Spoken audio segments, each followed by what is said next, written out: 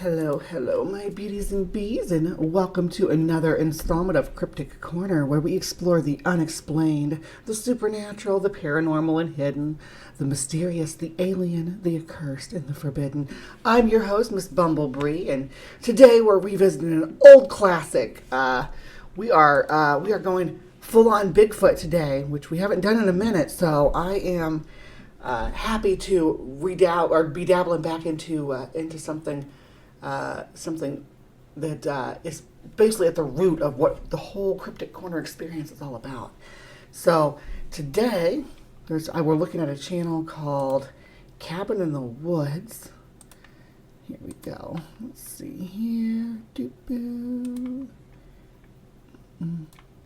There we go. There we go. All right. So yeah, Cabin in the Woods. Our adventures living in the forest homestead we built. We're a husband and wife, daughter, dog, cat team who are passionate about rural living and self-reliance.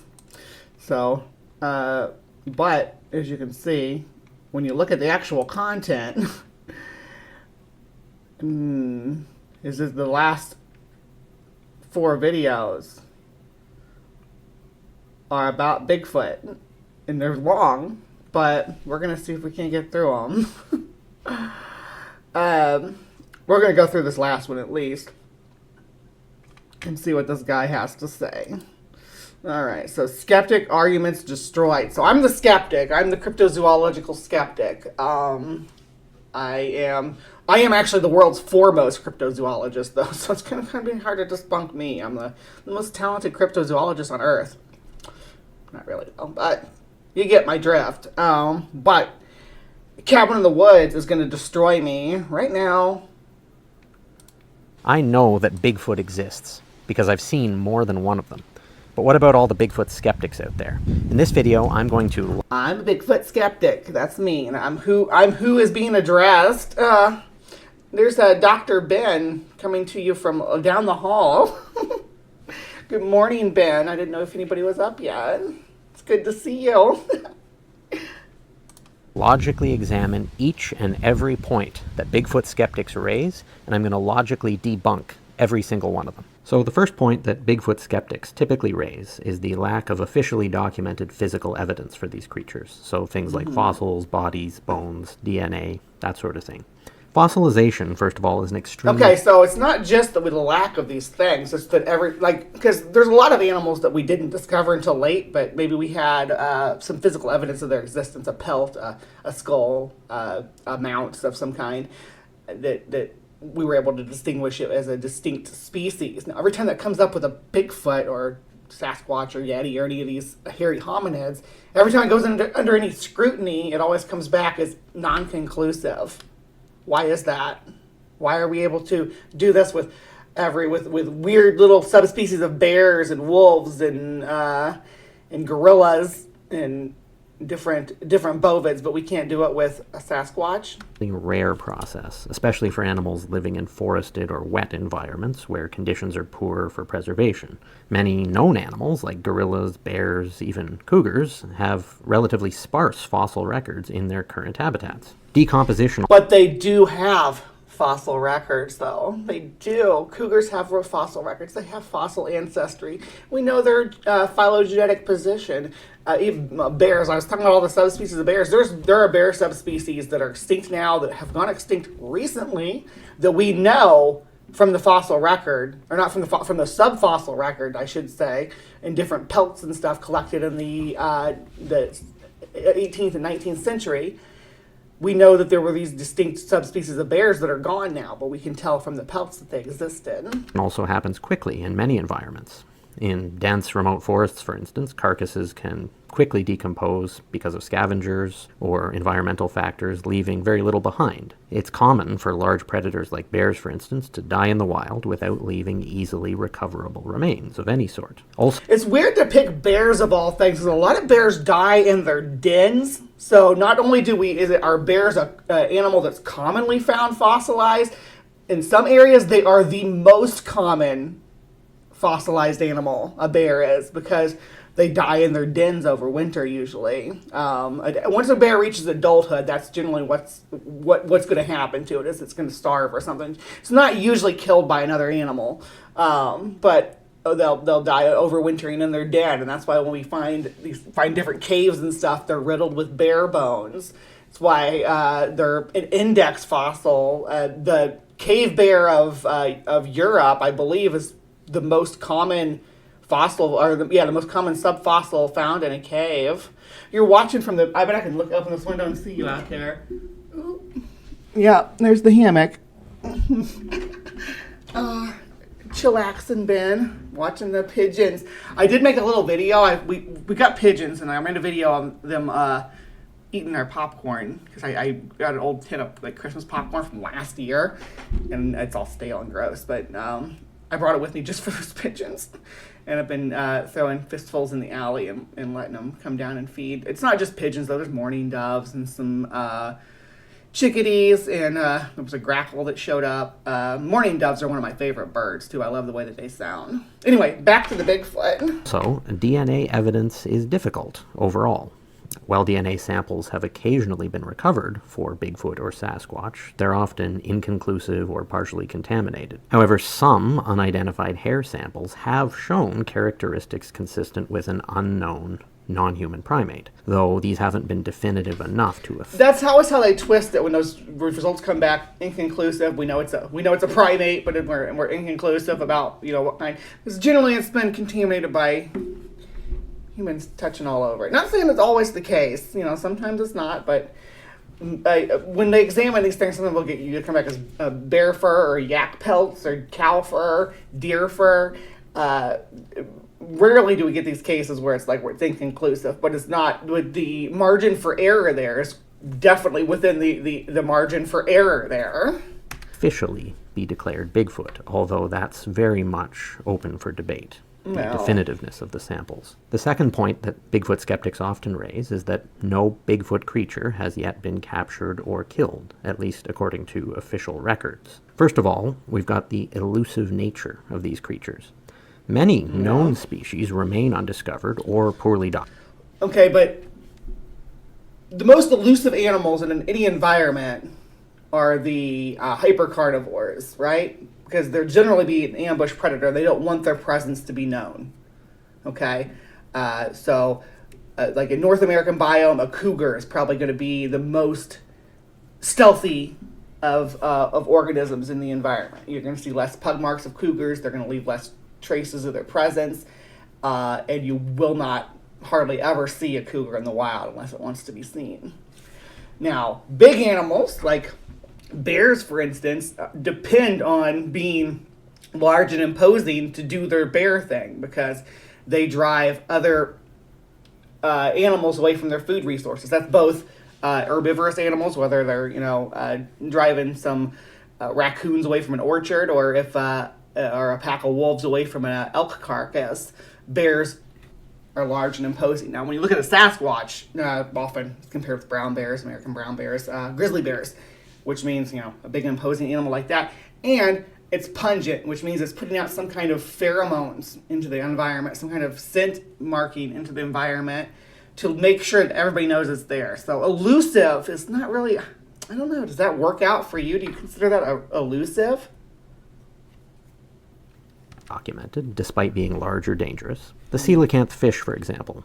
The coelacanth fish lives in caves under deep sea, off the coast of, mostly around the Indian Ocean, off the coast of Madagascar and the Seychelles and that area, right? That's where the coelacanth lives. Where there's no humans there. It's a remote, deep part of the ocean, and they live in, I repeat this, in underwater caves. So, yeah, a fish that lives in underwater caves. The coelacanth always comes up in these videos. A fish. This is a species that we would not have had access to until we received the technology to have access to it.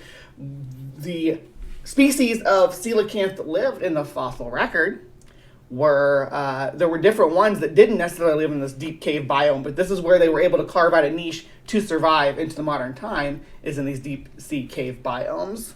the giant squid, the okapi.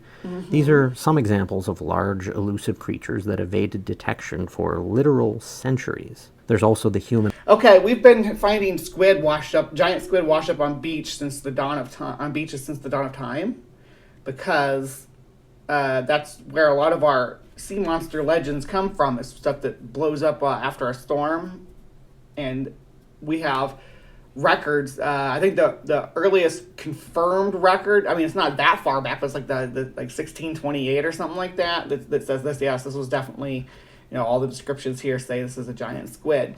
But there's even, other tales from further back than that of krakens and monsters washing up on the beaches that could have very well been giant squids if they weren't just decomposed whale carcasses, which are also quite common. An avoidance factor. Bigfoot, if real, may be highly intelligent and adept at avoiding human contact. In fact, that's quite likely, much like known primates or many species of large cat in the wild. Given the vast wilderness areas where these creatures are sighted, and by vast I mean something to the tune of 300 million untouched acres of wilderness in North America alone, it's plausible that these creatures simply avoid populated areas for the most part. Also, it's important to keep in mind that dead bodies of any species are rarely found. Most wild animals die in remote locations, far from human populations, and their remains are often scavenged or decay rapidly. Some species are actually even known to bury their dead. For example, despite all of this, the species that are known, the keyword is known to bury their dead. They're known species. There's no species that we don't know, that I know of, that doesn't bury its dead. See what you're doing here is playing some word games with known. Yeah, if they're known and then they bury their dead, and you're saying that they bury the dead is the reason we can't find them, then why do we know about these guys? Now, like with gorillas and such, of course, we didn't know about them for a long time, but we had even then we had pelts and we had skulls for decades, centuries before we actually had a gorilla specimen make it back to the Western world, back to Europe, right? We've experienced the presence of gorillas, and we knew that they were part of the African biome. We just didn't understand exactly what they were and fully what they looked like and what their behavior was. We still didn't know what their behavior was up until the 1960s. They were still giant forest monsters. That's the way that they were depicted. That's the way that the population thought about gorillas. You can look at the statues. Actually, you know what? Don't look at the statues. Go back and watch the killer ape hypothesis video I did with Erica Gutsick Gibbon. It's been about a year ago, where we delved into the history of the killer ape and its discovery, which was basically the discovery of the gorilla. But for a long time, it was just a giant hairy ape man in the woods. Turned out it was a gorilla. I like that the moles make the list here, because moles bury their dead by default, I guess. I mean, right? Moles live underground.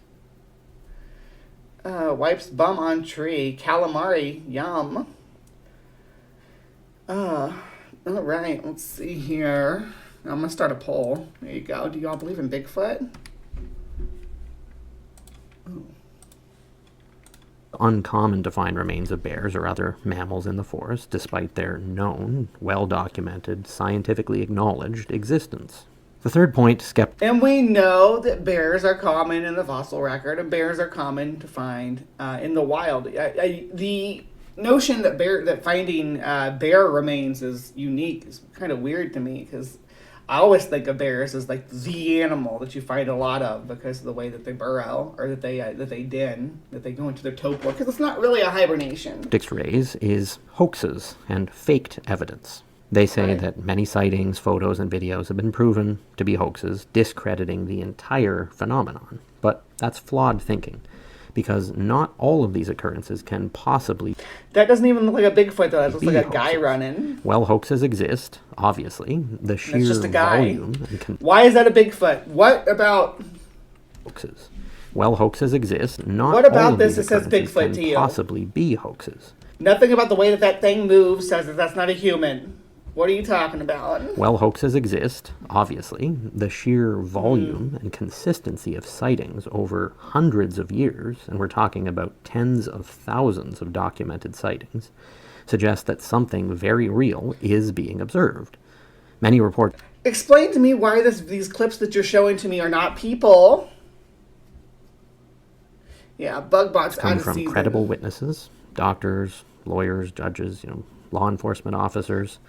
Oh, I wish Stool would show up. That would honor my day if Stool showed up in my side. He does every now and then, and says something totally off the wall. Tell my UK people happy afternoon. It's earlier morning here for me now. Park rangers and even scientists. Also, authentic evidence does exist. Some physical evidence, such as detailed fingerprints with dermal ridges, footprints that have been verified by experts to be real, and other things, are very difficult to... So there's a type of material that you can, it basically inflates with the dermal ridges. What show was that on? It was like on a Bigfoot hunting show, and they explained how it was done. Because you can cast your own foot, right? And it swells your foot up, including the dermal ridges and everything. Fake convincingly. Moreover, sound recordings and other forms of sensory evidence, like the well-known Ohio Howl recording or Ron Moorhead's Sierra sounds, have been... Now, I've tackled the Sierra sounds before here, too. And I came to the conclusion that it was It sounded like maybe was Finnick Fox and coyote sounds slowed down. That's what it sounded like to me. You can go back and watch that Sierra Sounds video and tell me what you think in the comments down below. But that's where we are right now on that one. That's where the Hive stands on that as far as authenticity. Harder to dismiss outright.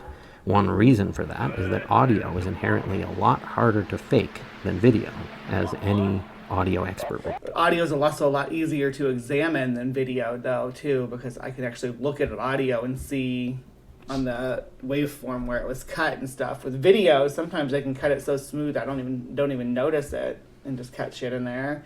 But when it's audio, maybe that's because I've worked more with audio too.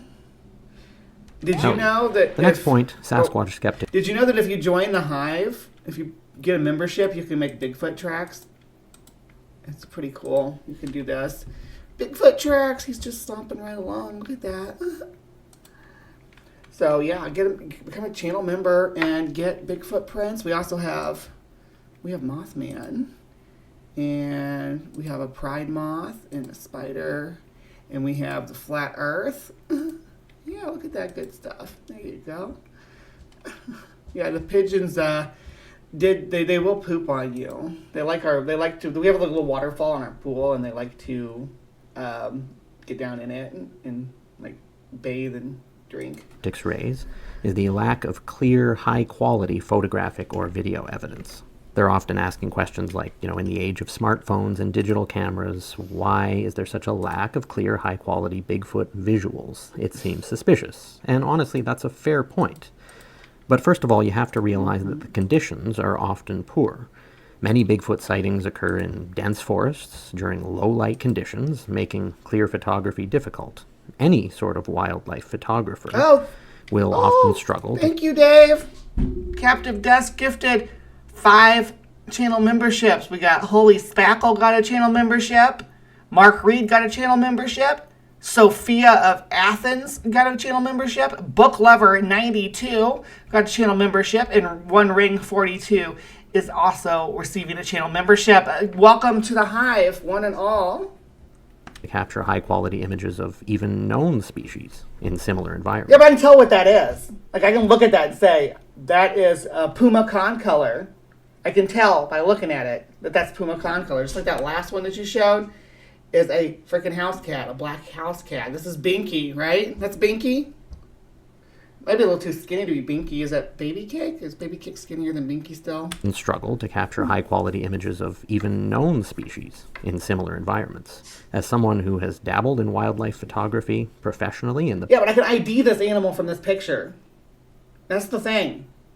past and wildlife videography, I can tell you that it's not nearly as easy as it may theoretically seem. Also, despite our advancements in technology, you have to keep in mind that technology is still limited. Even with our modern technology, capturing a fast-moving, extremely elusive animal that may have human-like intelligence is challenging. Most wildlife photography involves extensive planning and only brief encounters. Usually wildlife photography also involves local tracking.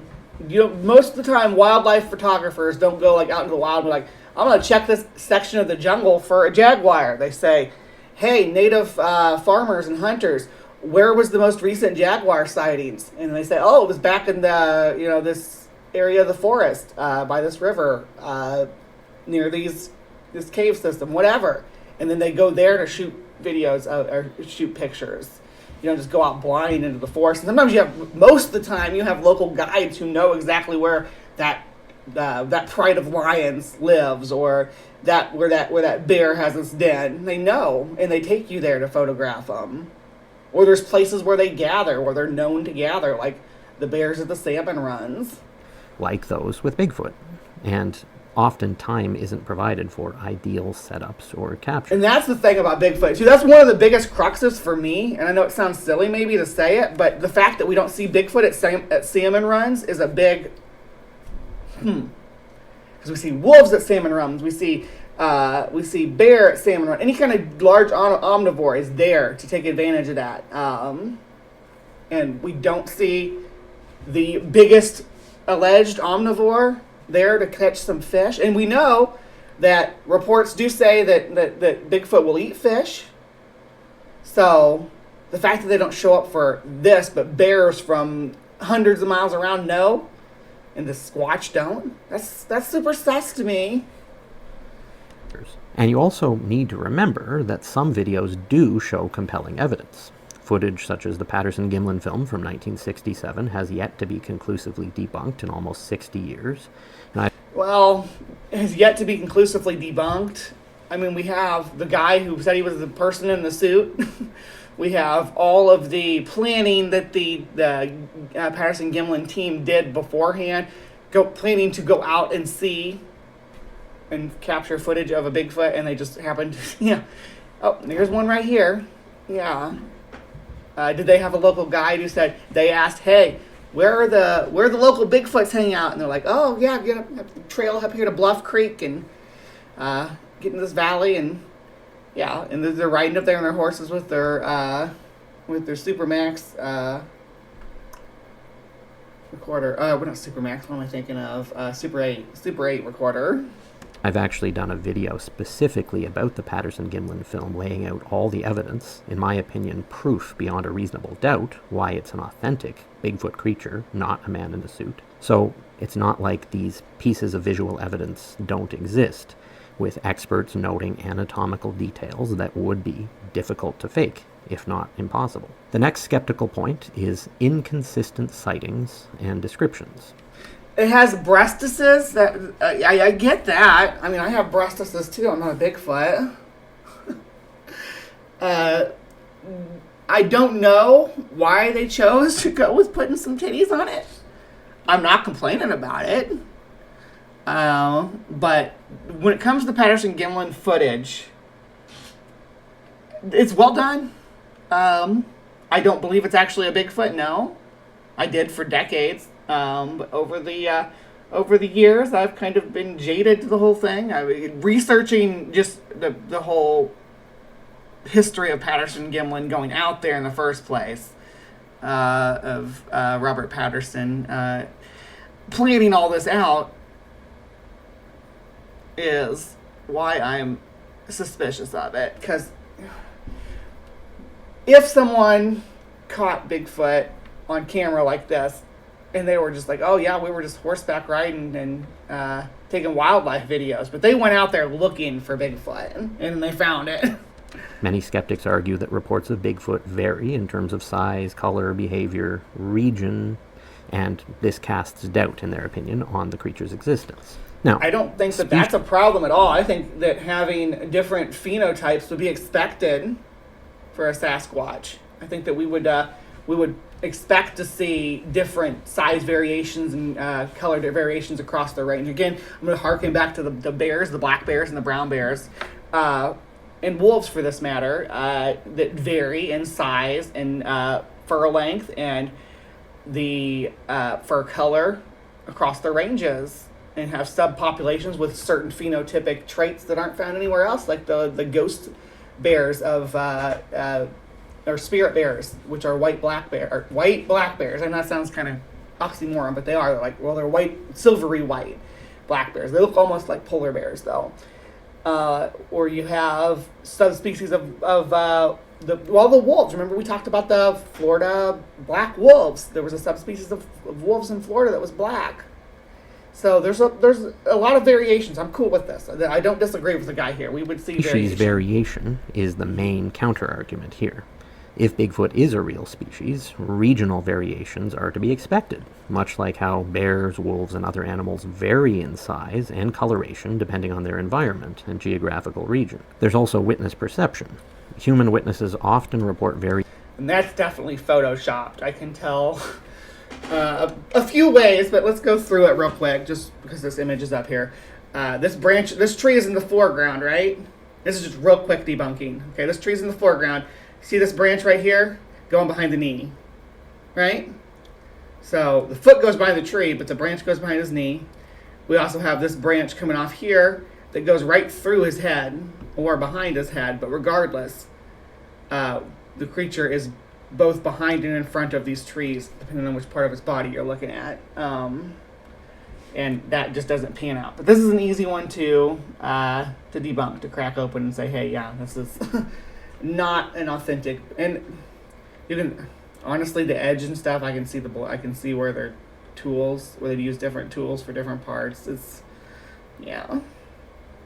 variations in details due to factors like lighting, distance, fear and stress, that sort of thing. It's very common. This doesn't negate the overall consistency of reports describing a large bipedal hair-covered creature resembling both a human and a primate, however. There's also similarity to other animals. Many known animals exhibit significant variation. I see these ones. There's these dark silhouette of a large figure moving in the distance. Why are you assuming that's not a guy? The first thing that I would assume is, hey, there's a guy over there. It's always like, oh no, that's a giant monster animal, ape man, Bigfoot, Sasquatch, Yeti, Yowie. But they're never like, oh, it's a dude. But it always looks like a dude. I mean, from a distance and the blurry camera, maybe they're seeing something different with their eyes. But zoom in, because your potato footage is not convincing anybody. From one individual to the next. For example, gorillas and chimpanzees have distinct subspecies with differing physical characteristics. This is well known and has been for decades. The next skeptical point on Bigfoot. Well, there's different. So let's be clear. There's different species too, because and they're finding a new species right now of primates. So it's not hard to find a new primate species. The Tapanuli orangutan was just discovered as a distinct population of orangutan with distinct genetic markers. Right. The problem with getting an ape to North America is bigger than I think that most of the Bigfoot community realizes. We are the only known primate that lives in open cursorial environments. Most primates, not exclusively, but most primates are arboreal or live in a forest biome or something forest biome adjacent, like maybe in different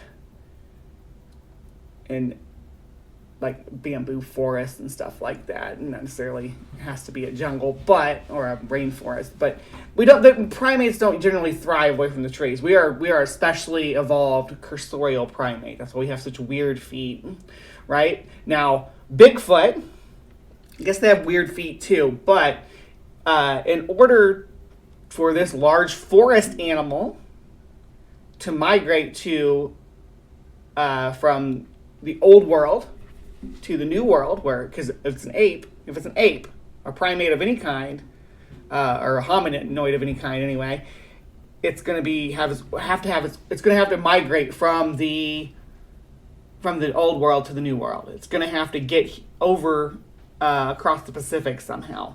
That's always the problem, because they're forest animals, and there was a land bridge, but it was never a forested land bridge. It was always tundra, even when it was there, even when the ice wasn't the only thing linking the two continents. Even when there was land, it was tundra land. With the taiga stops well below that latitude, so they would have had to cross over from forest in Asia to all the way across the Bering Strait, so across northeastern Siberia, across Alaska, down the coast along the Canadian coast. Good morning, Nikki. We were just talking about you. I'm coming at you live from our city. Anyway, the notion that something could do that, I mean, it's there. I definitely don't discredit that an animal could make such a migration, but we would expect to see it in different species than a forest animal. Now, maybe did Bigfoot evolve to live in the tundra and then evolve back to live in the forest? Is that the claim? I mean, lay it out for me if that's what we're talking about. But finding if Bigfoot lived in the tundra, we find woolly rhinoceroses in the tundra. We find just found Homotherium in the tundra. It's impossible to hide a large breeding population, at least in the minds of skeptics. To sustain a species, they say, a significant breeding population would be necessary, making it highly unlikely that no. They say they're not just saying that. That's what the ecology says. Ecologists don't just make guesses like, no, there has to be X amount of these to reproduce. No, they know the genetic drift and everything and founder's effect. They're going to be aware of all these different factors that are going to come into play for the required number of a species in order to thrive over a specific area of land. They're going to know. They're going to be able to calculate that. There's going to be math behind it. I know because I did a research thing on bees back when I first started my statistic class. No one has captured or extensively documented these creatures. But that's flawed logic for a few reasons. First of all, sparse population. Bigfoot sightings, although common overall over the last 50 to 100 years, still suggest that the species might have a very low population density, much like many other known apex predators in their given environments, which are difficult to spot due to their elusive nature. I was distracted by this video. I was thinking maybe it's a bear. I'm not sure, though. Large animals like tigers or cougars, for instance, are rarely seen in the wild, despite known populations. There's also the large... But they are seen in the wild. That's the thing. And they should be the most elusive of all the species. The cougars should be. Because they're hello from West Texas. You're in swampy Texas? I'm in dry Texas. Large remote area factor. The areas where Bigfoot is reported, like the Pacific Northwest, Canada, and remote forested regions, are vast and sparsely populated, providing ample space for a species. But not sparsely populated like the coelacanth, which you tried to shoehorn in there earlier. The coelacanth lives in caves on the bottom of the ocean, not in the forest next to Seattle. To avoid detection. I think I mentioned before that there's literally 300 million acres of untouched wilderness in North America alone, to say nothing of the many other countries around the world where Bigfoot-like creatures are reported. Then there's comparisons to other species. Large animals like the giant panda, for instance, were considered mythical until they were officially discovered in the early 20th century. Every now and then there'll be an albino Sasquatch, colored Sasquatch reported too, or a ginger one. Could you imagine trying to survive as a ginger Sasquatch in the woods these days? That's remarkably recent. Even more recent is the Saola, which was thought to be a mythical creature until it was officially classified and discovered in the early 1990s. Think about how recent that is, that we discovered a large, previously thought to be mythical mammal. It's quite possible that Again, you found it, but not like next to Seattle. You found it in the remote rainforest of Africa, or they find new species in the remote rainforest of Southeast Asia or the remote rainforest of the Amazon. You don't generally find large mammals living in like North America or Europe or any of these areas that are heavily populated by humans. Bigfoot has similarly evaded detection due to the remoteness of its habitat. And now, the Pacific Northwest is a rainforest, so for that matter, of all the places in North America where a Sasquatch would thrive, I would say the Pacific Northwest would probably be the best place. But I think that there would be more evidence of it. I'm willing to be wrong. I would love for Bigfoot to be out there. Above average intelligence. Another skeptical point is that all these Bigfoot reports we hear are simple misidentifications of other species.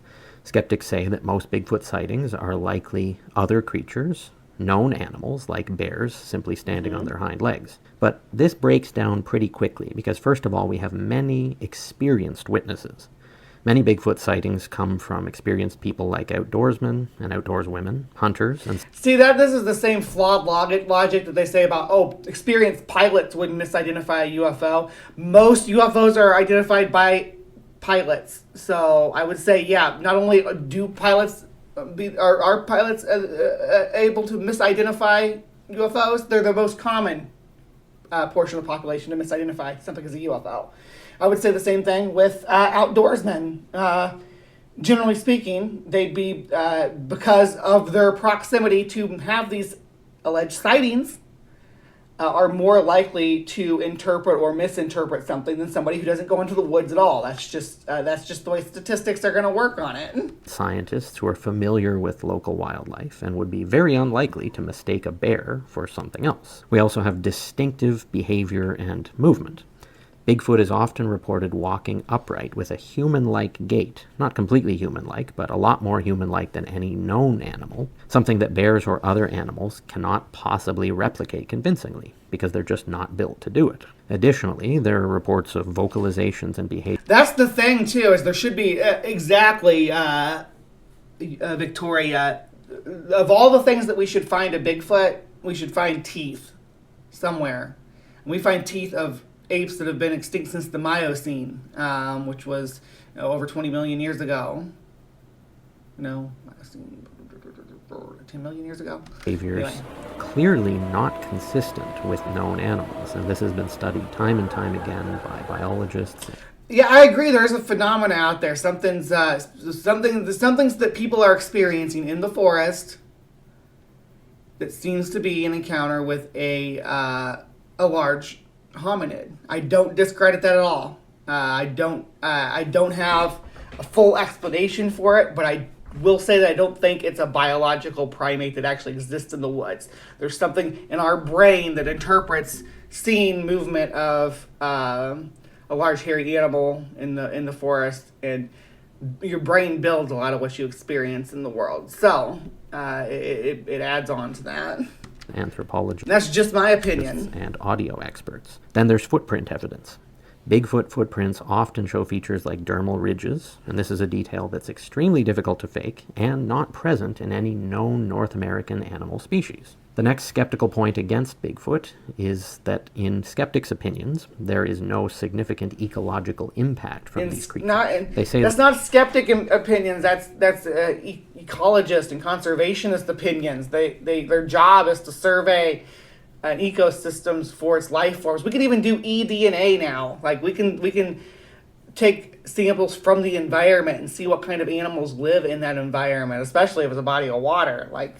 Yeah, so there's more than one way to skin a cat on finding out ecological impact, and Bigfoot doesn't seem to show any of it. That a large omnivorous or carnivorous species like Bigfoot would have a noticeable impact on its ecosystem. But there's no evidence of this. But here's the thing. If Bigfoot exists, it's likely to have a very low population density, as I already mentioned, making its ecological impact minimal.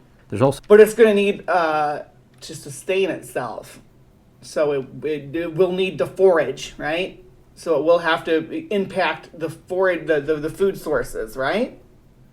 It will need to, if it's got to have protein in its diet. If it's omnivorous, it'll have to hunt. It'll have to interact with other animals in the environment. Their behaviors will change the whole environment based on the way everything moves around and interacts with each other. This is punctuated most perfectly by the reintroduction of the wolves to Yellowstone, which changed the way a river flowed. So, and we can trace it back to that. So it's not just like, oh, we're guessing that, hey, yeah, since we don't see any Bigfoot kills sites or anything like that, well, we don't believe there's Bigfoot. No, it's that they would know just based on the population and the ecology and how it's impacted, because it has a butterfly effect. So significant evidence that these creatures are migratory, further diminishing their environmental impact. Apex predators like cougars or wolves often have large ranges and small overall populations, limiting their visibility and impact. Yeah, Nikki, I looked through some of his other videos too. I just, this one was the shortest one, and I wanted to do something Bigfoot today because I was out last week and wanted to get back to the basics. These creatures also likely have an unusual diet and behavior. Bigfoots may have an omnivorous diet, subsisting on vegetation, small animals, or even scavenging, which would further reduce their environmental impact. No, because I mean that's what bears do. That's what wolves do. At least lone wolves do. It's what black bears and brown bears and they have an ecological impact. We know how to measure for those things. This adaptability would make the ecological footprint of these creatures much harder to trace. Then we have comparable species. Animals like wolverines or mountain lions, despite being large and elusive, have minimal ecological impact themselves in terms of... But they do have an ecological impact. We can go into an environment and do it, and they can survey and say, hey, yeah, there's a population of 15 wolverines per 150 kilometers, square kilometers. They could do that, even though wolverines are rare and don't have a huge ecological impact compared to like reindeer or something. Of visible signs like tracks or kills. And finally, skeptics often raise the point of cultural myths and folklore.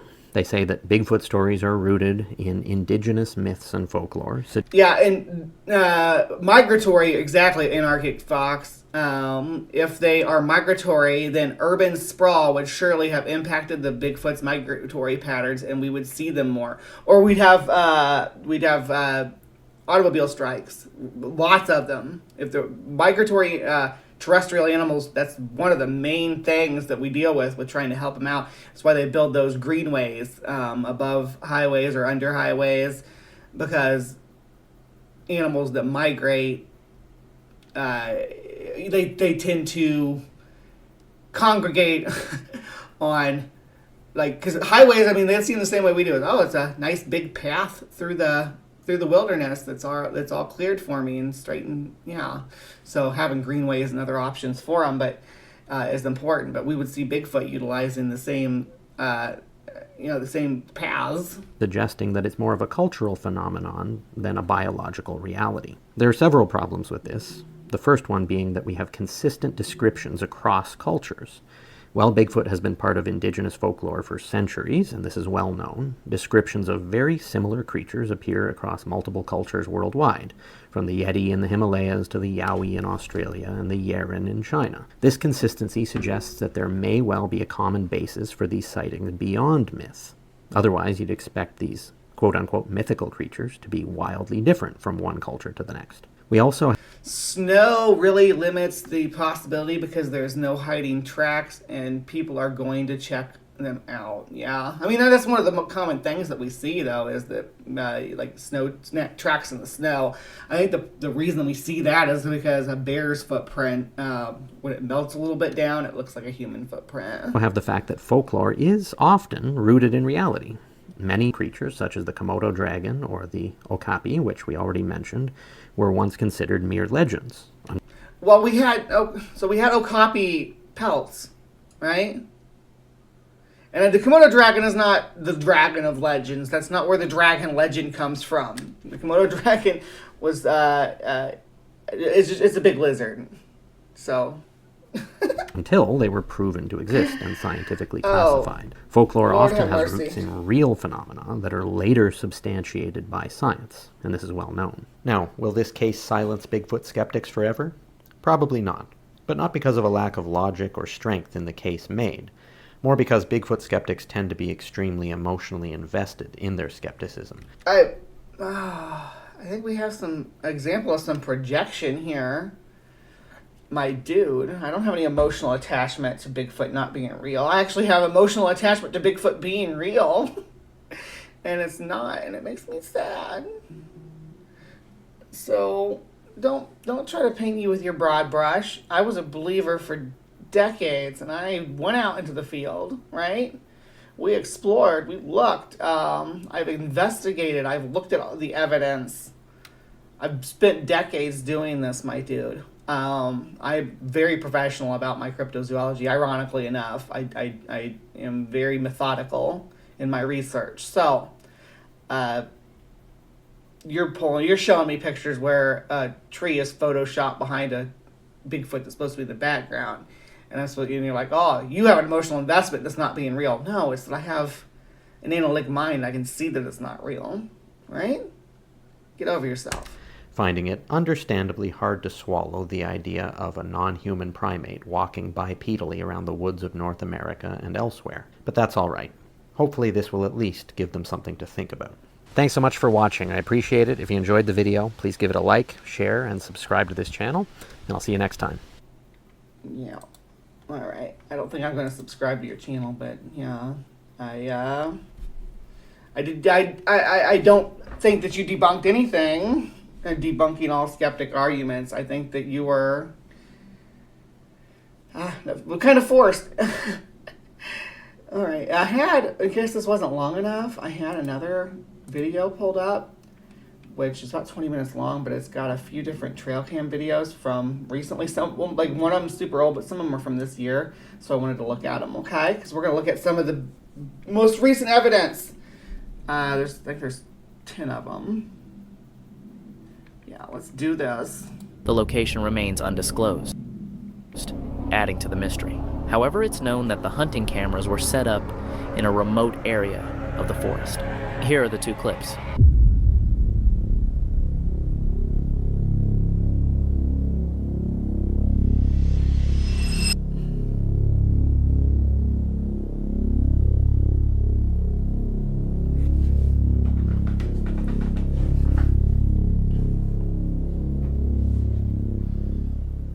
Although the trail camera only recorded short videos, the footage is quite compelling. In the first clip, the Sasquatch has a well-defined chest and face. When the footage is paused, it shows the creature turning and leaping away. As it jumps, the glutes are also visibly defined, and the fur appears to be close to its body. These characteristics led experts to dismiss the possibility of it being someone in a costume. What experts? What experts? Name your experts. Don't just say experts, name them. I want to know who's saying this is real. The second video further strengthens this claim, as experts noted the creature's long, unusual strides and distinctive jumping style, which differ from human movements. Bullshit.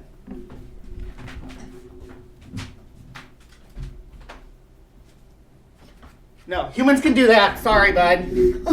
As this footage is recent, there is hope that more details, including the exact location, will emerge soon. Alternatively, the secrecy might be intentional to protect the creature, and if I do like that I can get up and dance behind my chair and you guys can see me now. But overall, too many people know how to identify snow tracks. Says Nikki. What are we talking here? Let me catch up with you guys. Biodegradable and environmentally safe material, camp TP and soap are king. Indigenous people use toilets in 2024. There are people like everyone else, just saying. And I'm not following behind someone backcountry that thinks they can track animals by prints. No, ma'am. Whoa, the guy looks like Bigfoot. Good morning, Scott Duke. Good to see you. I want to believe is an option in the poll. Yeah. I tried to make it a true dichotomy, though. its habitat. I'll keep everyone updated if more information becomes available. In the meantime, let me know your thoughts in the comments. This intriguing footage of a possible Sasquatch comes from Osawatomie, Kansas. Although the video was originally recorded in 2011, it was only recently highlighted on March 3rd of this year. Despite its age, not many have seen it, and the footage is quite compelling. The story goes that a family was camping in the Osawatomie area when they noticed something unusual near a road in a nearby field. They spotted a Bigfoot-like creature attempting to sneak around and leave the area. What about this says? What about this says Bigfoot-like creature? Tell me why that's the Bigfoot, not a guy, not a guy with his hood up. Best in quality. This is impressive footage for the time. What is What? that? Whoa! That is Bigfoot. It's a guy. It's literally a guy There's walking. a car down the road. He's gonna see it. What is that? Or we imagine it because we read that book. There it goes again. And with long hair, it looks like. What Looks like on dude even earth? has Not like a deer. long. Good. That can't be that's not a cow. It's walking on 2 feet.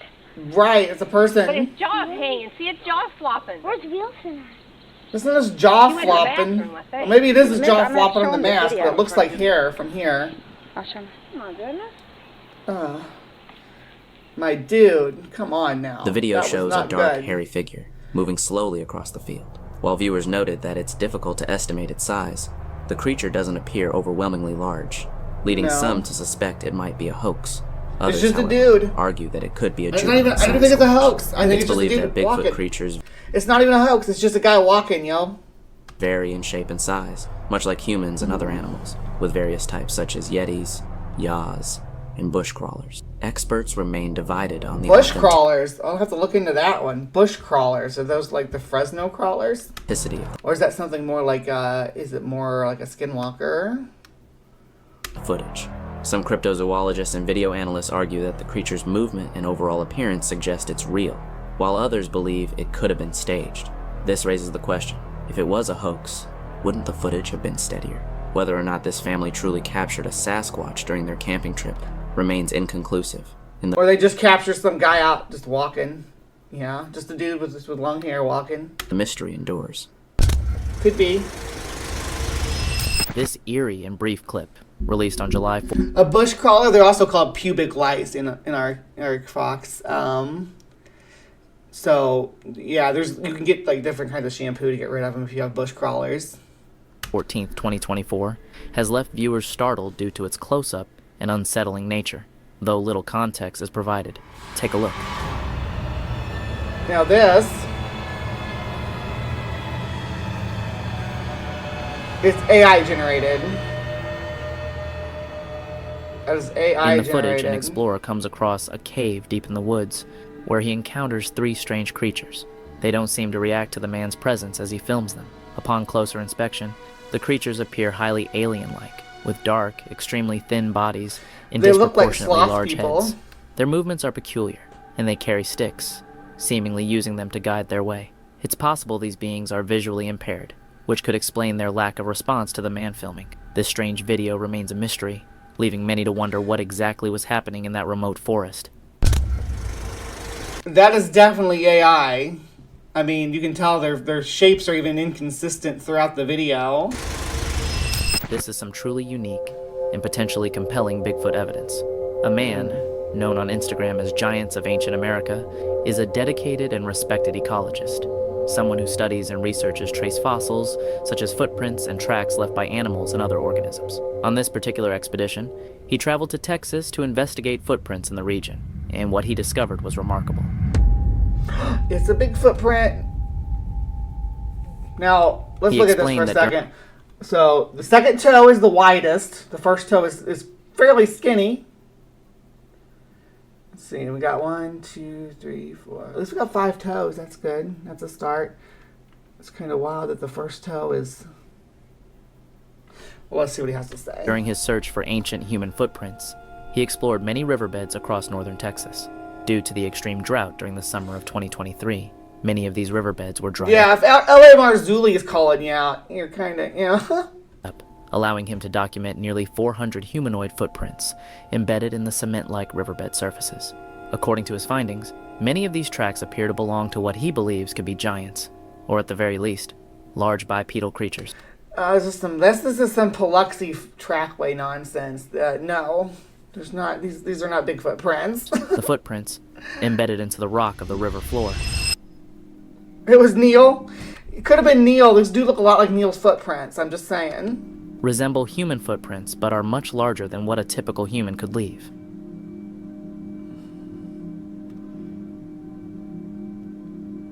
Yeah. And I think on this one they artificially darkened these areas too to make them stand out. But an animal walking through, when this was mud, will definitely leave a streak behind that'll give the impression of a heel. Some of them are incredibly well defined, showing clear toe imprints. The prints vary in shape and size, but all are excessively long and large. For example, one measured over 20 inches long, while another was around 17 inches. Now, wouldn't you expect an animal to have both feet the same size? Just hypothetically, and its feet wouldn't change sizes as it walked along? Oh, my foot was 17 inches back there, and now it's 20 inches up here. And you find this compelling. This is what blows my mind. Multiple prints showed similar measurements, with some even exceeding 20 inches. These discoveries have sparked debate. What could have made these enormous footprints? Could they belong to Bigfoot? Or perhaps giants from ancient times? Bigfoot is well known for leaving... It's ancient LA, not Marzulli now, Dave. Look what you did. Now you got giants coming up. What did you do to me, Dave? You knew that once you evoke the name of Marzulli that we're going to have to deal with the Nephilim. Behind massive footprints, which is why many lean towards the Bigfoot theory as the most... Is SR tall enough to be a Sasquatch? I know J-Mike is furry enough. plausible explanation. Alright. Number 12. Alex, a committed responder. Woo! So, Alex, ride that four-wheeler through the forest. Find that Sasquatch. Where are you, Bigfoot? I know you're out there. Me and Alex are coming for you. Ooh, there it is. Nope, that's not Bigfoot. Where's the Bigfoot? You could clip this a lot shorter. He rides his ATV through the forest, the powerful engine roaring as he navigates the trails. Oh, alright, hold on. Forest, the powerful engine roaring as he navigates the trails. What? What are we looking at here?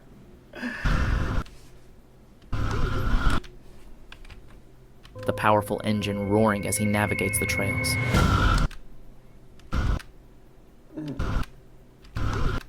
Okay. That's probably about as good as we're gonna get. Doesn't seem very big. It doesn't seem like any kind of body exists beyond what's up here. This almost looks like a bird, maybe like a vulture perched in the trees. Suddenly, something catches his eye. A dark figure standing upright along the path.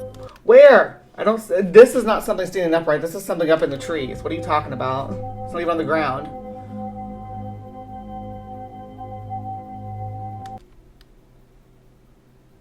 It doesn't look like it's shaped like a Bigfoot even.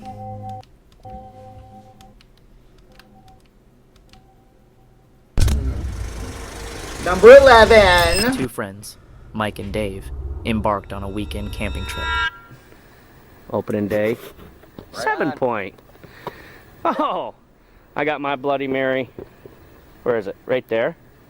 It's not a piss jar or blood jar. But over here is our campsite and a nice view that Robin found. There's our pond. Let me zoom in a little. What the What? hell is that over there? What is it? I don't know. Over there. Where? Mike, That just doesn't sound convincing to me, that the way he said with that. a cold man. beer in hand, was ready to unwind, while Dave was focused on capturing the breathtaking scenery, eager to document their adventure. What? What the hell is that over there? What is it? I don't know. Over there. Where? Oh my fucking god! Hold on! What is that? Wait a... These guys need to take some acting classes. Good grief.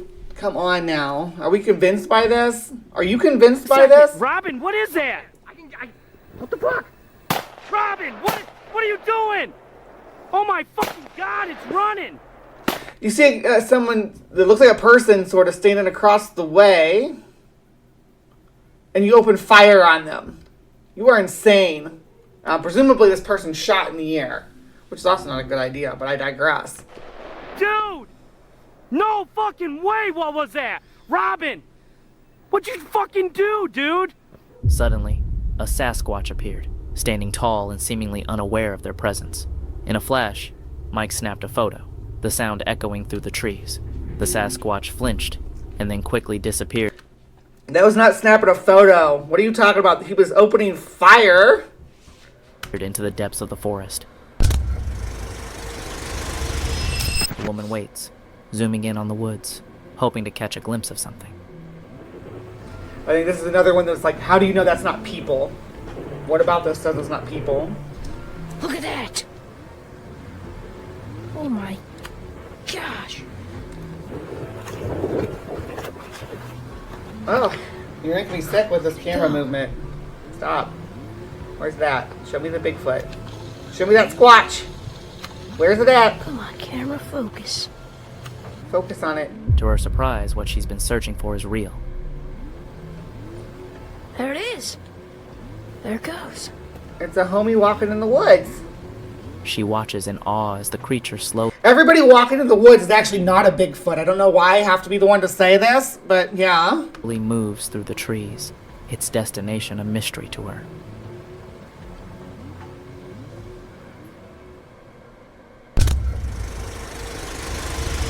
In the woods, a man hears the warning call of a woodpecker outside his cabin. Curious, he steps out to catch a glimpse of the bird and record its sound. However, he is met with something far more terrifying. Alright, here's some sound. Just listen. I heard some shit there.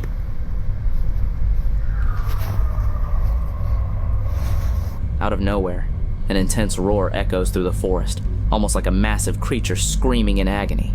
Even more unsettling is the fact that the sound lingers for several seconds. Okay, you need to stop talking for a minute and let me hear it.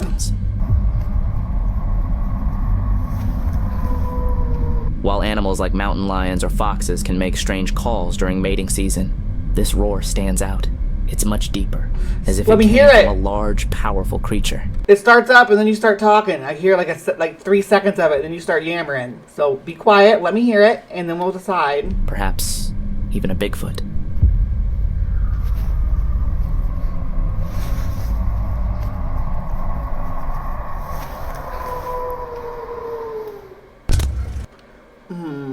That sounded like dog to me. What do you guys think? Definitely sounds like a dog to me, but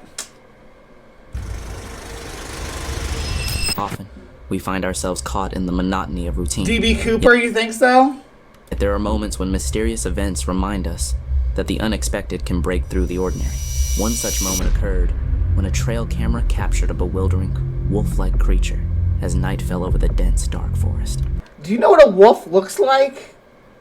Is a wolf-like creature standing that tall? The camera worked tirelessly, recording the usual activity, until suddenly it picked up something unexpected. A strange creature passing by.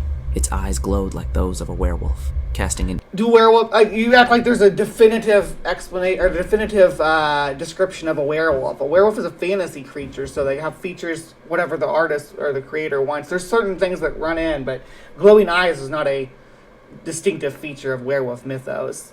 And it's weird that you would think that glowing eyes with a pupil is anything other than someone out there with light up glasses things on. Because the pupil in the center of the eye would be where the the most glowing would be coming back, because that's where all the reflective surfaces are. An eerie light, and the atmosphere that night grew unsettling. The creature moved closer, nudging the camera, which eventually toppled to the ground. This unsettling encounter raises the question, was it just an animal, or something more supernatural? No, it was a dude with like glow in the dark, or glowing fake eyes. Number In a secluded 7. forest, a man stumbles upon an extraordinary mystery. Large, unidentifiable footprints stretch out before him. He crouches down, inspecting the enormous prints, and murmurs in a curious tone, "These are so big, so strange, unlike any animal footprints I've ever seen." Looks like a footprint. Actually, I think it is a footprint. Hey, Bryce, look. There's a foot. He carefully clears away the leaves covering the tracks, hoping to get a clearer view and understand what he's dealing with. Determined to uncover the truth, Move the leaves because it's going to disturb the track. There's a footprint right here. See this? It's like the big toe. This is the ball of the foot. This plant right here would have been... What are you the talking man about? continues to track the mysterious prints, following their trail through the forest. Does he? Maybe I'm missing it. I don't see what he's talking about. After covering some distance, he notices more of the strange footprints appearing clearly in the underbrush. I want to see a clearer footprint, maybe with some toes. It's over there. See if it's a bear. It's been all through here, probably. This is what we're seeing the disturbances from. As the prints become more visible, they begin to resemble human footprints, but with an unusual size, leading him to suspect that they might belong to none other than a Bigfoot. Show me. Something has skipped up through here, maybe. I don't know. I'm not sure where it would have come from.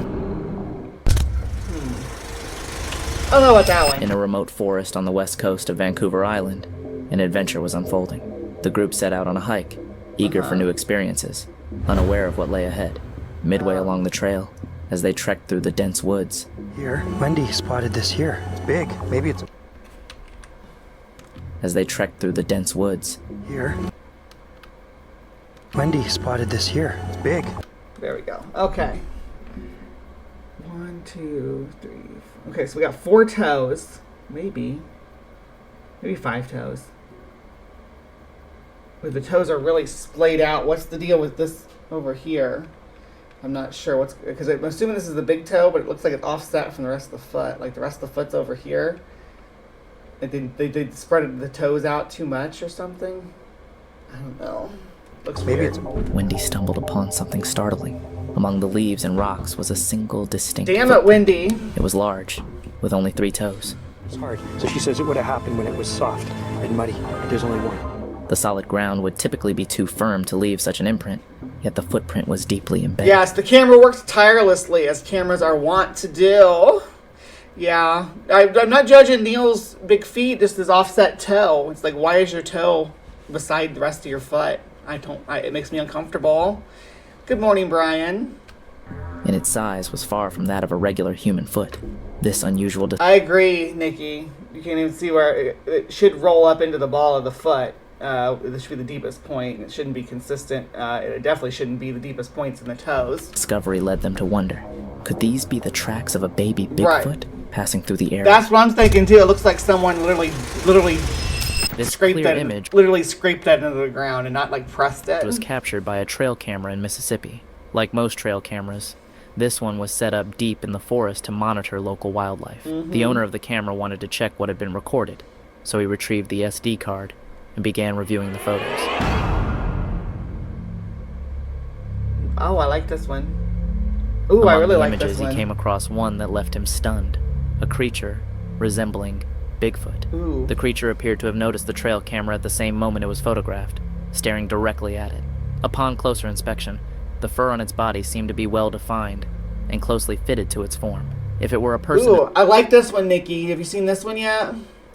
I'm kind of interested. If you have any details on it that I'm not aware of. in a costume, the outfit would likely appear loose and ill-fitting, but this figure had a more natural, refined look. Its face also appeared realistic, with dark eyes, I mean, it's blurry, too blurry to see much of the face. Let's not oversell a it. broad but nose, and straggly hair on top of its head. the overall body shape and the form, though, I'm interested in. This image has been quite compelling, and experts have yet to... It's a CGI clip from Finding Bigfoot. Thank you. Thank you. I knew you did. You have my back on that. It was too good for me. It looks too good for me to have not known about it if it wasn't something that was produced artificially. debunk it, leading many to believe even more strongly in the possibility of such a creature's existence. All right, number 4. In this video, a woman goes truck camping deep in the wilderness and has a frightening encounter, capturing something mysterious. Ooh, I on like this camera. one too. She chooses not to reveal the location, preferring to keep it undisclosed to avoid drawing too much attention to the area. I was sleeping, dead asleep last night above my cab. All of a sudden, I heard something rummaging through my cab. I was trying to be super quiet, super still. I didn't want to move because I didn't know what was in the back of my truck. And I swear there was like this huge thing standing there going through my stuff. I'm out here in the middle of nowhere. There's no way it's a person. It knew how to open your miles door? from civilization. It dropped everything and scampered off into the woods behind me. Like, When someone says scamper, I don't really think Bigfoot scampering, but maybe it's something smaller. ran. In the video, she recounts her experience in detail. She describes encountering a massive, unknown creature that appeared human-like, but not entirely. It moved on 2 legs, and although it somewhat resembled a bear, she was certain it wasn't, as bears don't typically run on 2 legs. Determined to find out more about what she had seen, she decided to camp out again, and set up cameras around her truck and in the surrounding woods to monitor the area overnight. As night fell, hours passed without any signs of activity until, in the dead of night, something was finally captured in the distance. You think it's a raccoon, Dr. Ben? That's not a raccoon right there, but could have been a raccoon definitely that was rummaging through her stuff, or a bear. Bears can open car doors. But though difficult to see because of the distance, a closer look reveals a hairy, bipedal creature moving through. Stop saying it's hairy when you can't tell if it's hairy or not. Stop it. See because of the distance. A closer look reveals a hairy, bipedal creature moving through the woods. It matched the description she gave, a creature slightly shorter than one might expect. Is it a person? Could a person have been rummaging through her stuff? That sounds like a possibility. I think that sounds like a realistic possibility. Clearly not an ordinary animal. Online viewers were quick to speculate, like a person. with many convinced she had encountered a Bigfoot. Despite the growing interest, the woman herself remains unsure of what she encountered, and refrains from making any definitive statements about the creature's identity. But the viewers are maybe a creep. Could be a creep, but it doesn't look like a person. Convinced it was a Sasquatch or some other cryptid creature. What do you think? Could this be an elaborate hoax, or is there something more to her story? Let's take a look at footage that reportedly shows a baby Bigfoot. In Hail the video, Bigfoot. Hail Bigfoot. No, it's a baby Bigfoot when it's not big enough to be, when it's just human sized, right? And is filming himself. So, my guess is that I predict this is going to be a human seen at a blurry distance in questionable lighting. Camera focused on him. However, in the background, something unusual appears through the trees. What do you know?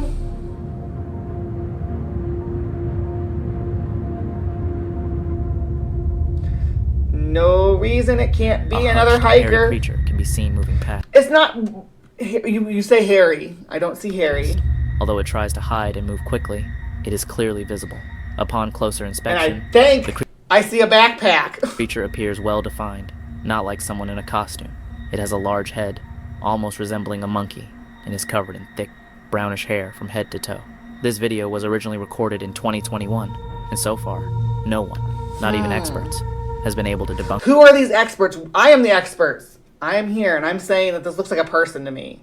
You give me a reason why this isn't a person. You give me one reason why this isn't just a human being walking in the woods. Of course, skeptics claim it's just someone in a gorilla suit or some other costume, pointing to a... It doesn't even have to be it doesn't look like a gorilla suit. It looks like just a person walking with dark hair, wearing dark clothes, and maybe with a backpack on their back or a thick, heavy coat. Smaller size and features. Still, the creature appears quite realistic. What do you think? Could it be real? Or is it just an elaborate hoax? Number 2. At the start of 2024, a compelling trail cam video emerged, showing a mysterious creature captured by a group of campers. The group had hiked several miles into the woods and set up camp in a clearing they thought was ideal. However, it seemed they weren't the only ones in the area. The trail camera they set up to monitor their campsite captured footage of a large, unidentified creature lurking nearby. Or another person that you don't know, who was also camping nearby. Possibly.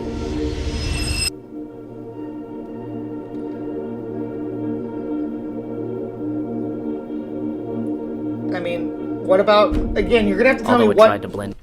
You have to tell me what about this makes you think it's not a person. Or that it couldn't be a person. That's always my question when it comes to Bigfoot sightings in general, is what about this makes you think it's not a person?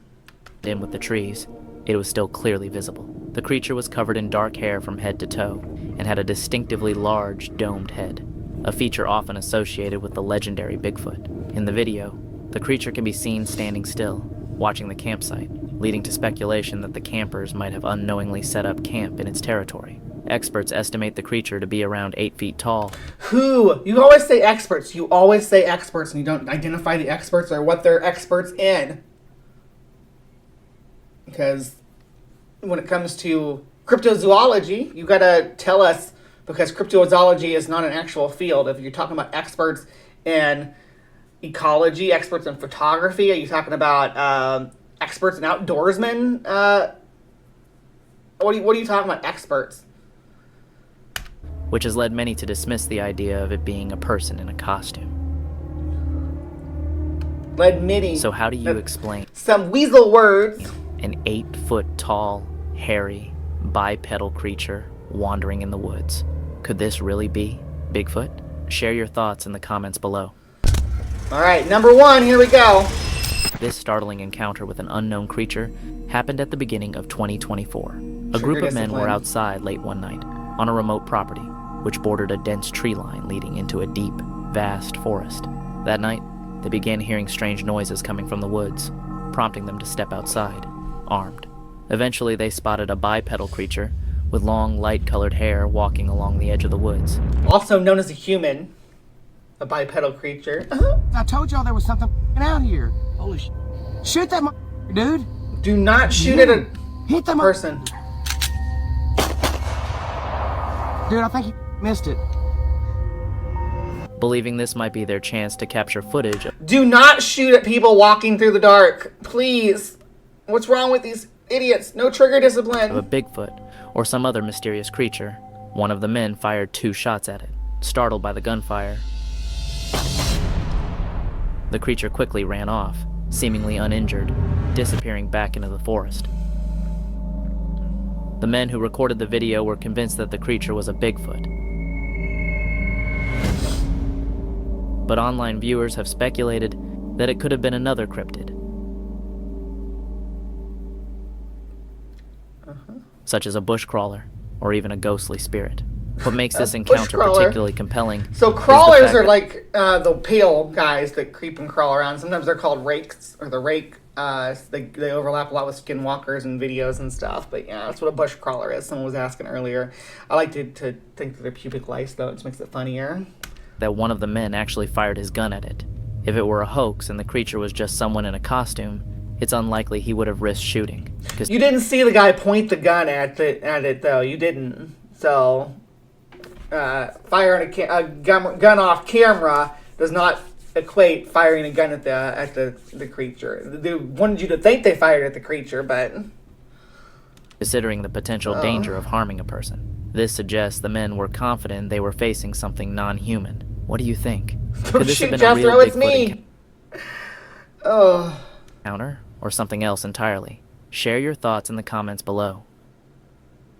The amount of dudes in ghillie suits watching campers and winking in the woods is not zero. For sure. Ben is actually a baby Bigfoot. I have long suspected. I should find the footage from the horror film I never finished. A Sasquatch-looking critter kidnapped one of the leads. Neat. This one seems to be scripted to me. A couple of them have seemed to be scripted to me. I'm Mothman pretending to be Bigfoot. Are you, Ben? Not to be confused with a drop bear. Well, we're not in Australia. So that's our cryptic corner for today. What do you guys think? Do you believe in Bigfoot? Were any of these videos compelling? Was the video debunking the debunkers compelling? Did you think that they made a good case? Let me know in the comments down below. And please remember to be kind, take care, and we'll see you next time.